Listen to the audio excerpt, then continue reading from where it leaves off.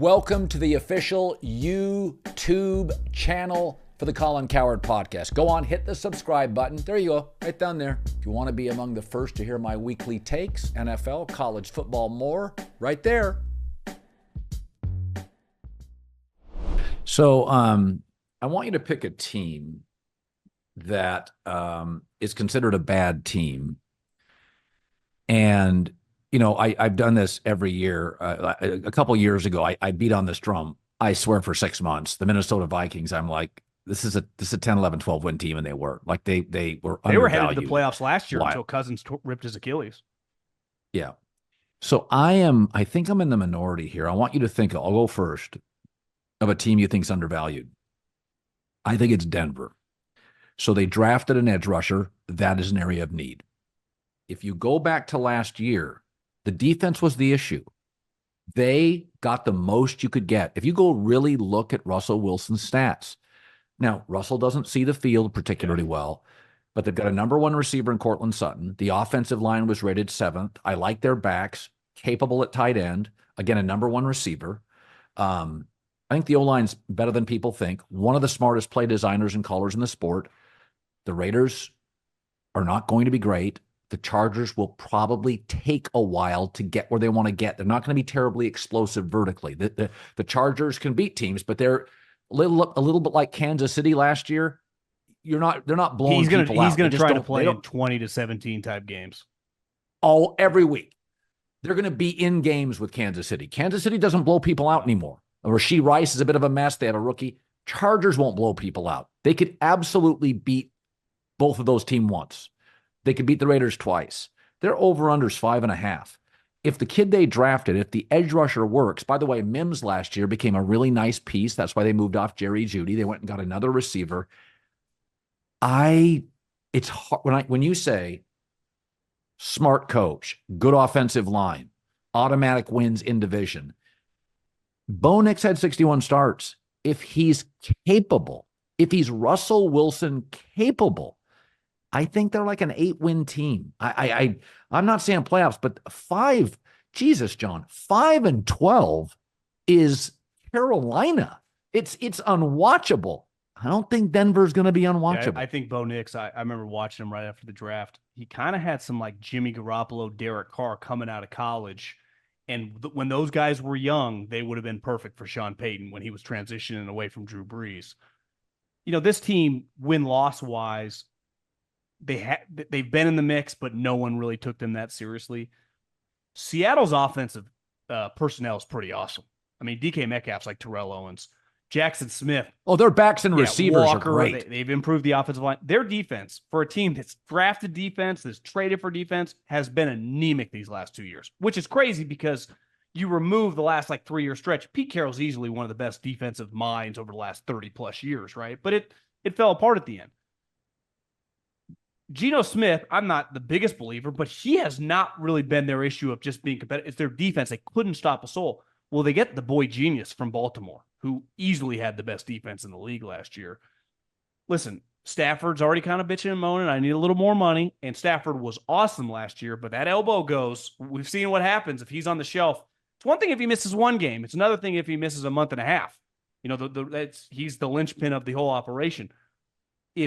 If something were to happen to Stafford, I could see Seattle being right there, because you can already tell, like, are the Rams, like, do we really want to double down on this? It was an awesome season. Can we just play out the contract?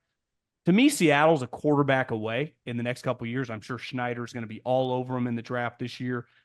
I think that they are a very unique spot, equipped in the future. If they could ever find, just even get their Brock Purdy, or just a guy that's really good, cheap contract, they would be a problem, because what Mike McDonald did these last 2 years, and specifically last year, Colin, he embarrassed Kyle Shanahan on Christmas night. I had a buddy on the Baltimore Ravens staff. They were all calling him boy genius around the room. Like, he is a special defensive schematic guy. And we question that side of the ball, running a team, but he does inherit players everywhere on offense. And we'll see. I mean, Ryan Grubb, a lot of success coaching. Now, going to the NFL is a little bit different, but what he just did in Washington, a lot of NFL people are watching. I'm not shocked that John, and They hired him to be the offensive coordinator. So they're a team I would say this year is going to be interesting, but they're a Bo Nix, whoever their guy is over the next couple of years, away from being like they could be a problem. All right, let's flip it. Let's find a team that we think is a bit overvalued. Um, I want to pull back on Houston so badly, but Jesus, I just love everything they're doing. Every move they make, every draft pick, I They're love what well run. Houston's They got a doing. good coach, and what their quarterback does is sustainable. He's a pocket quarterback. So, I think about this. I really do wonder if Aaron Rodgers is upright. The Miami Dolphins concern me. Basically, it's a three-headed team. It's Jalen Waddle, Tyreek Hill, and Tua. Tua was healthy last year, one of the only healthy years of his life. The Jets, if Aaron's upright, are going to be much better. New England's bad. Those are 2 wins. Buffalo's Buffalo. Their schedule's not easy. The AFC, here comes Burrow. Deshaun Watson's coming back. Aaron Rodgers is coming back. Shit, man. Last year was the year the getting was good if you're an AFC team. Like it was everybody's banged up. Trevor Lawrence wasn't healthy. Anthony Richardson got hurt. CJ Stroud's a Didn't the baby. Dolphins have And I like a look at four-game lead after Thanksgiving? I mean, how the hell did they blow that division? I look at Miami and I'm like, I could see them just I could just see this thing with a little injury to Tua early. I could see it nosediving. I think Miami's the team that I think to myself, God, last year was, I mean, they're literally weather affected when they go north and later in the season. Miami's the team that everybody's high on. I could see it being a bit of a mess. What's I don't take yours? them seriously at all. I don't care what their record is in September. Go 4-0 in September. Seen that, been there, done that. The best teams in their conference all play in freezing cold weather. Not like cold weather, frigid weather, right? So they have no shot. Uh, I think the Colts are a team that I'm high on. Their coach is a stud.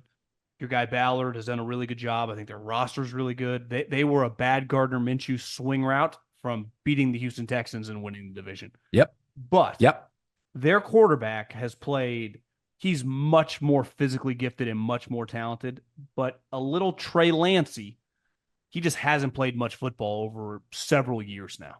So you're very dependent on this guy. It's like, well, if he's awesome, well, yeah, I mean, I haven't really seen him on the field. And then last year, it's one thing to get hit by Ray Lewis, right, or John Lynch in their prime and get a broken shoulder or whatever. He had some injuries where you're like, I didn't even think that hit was that violent.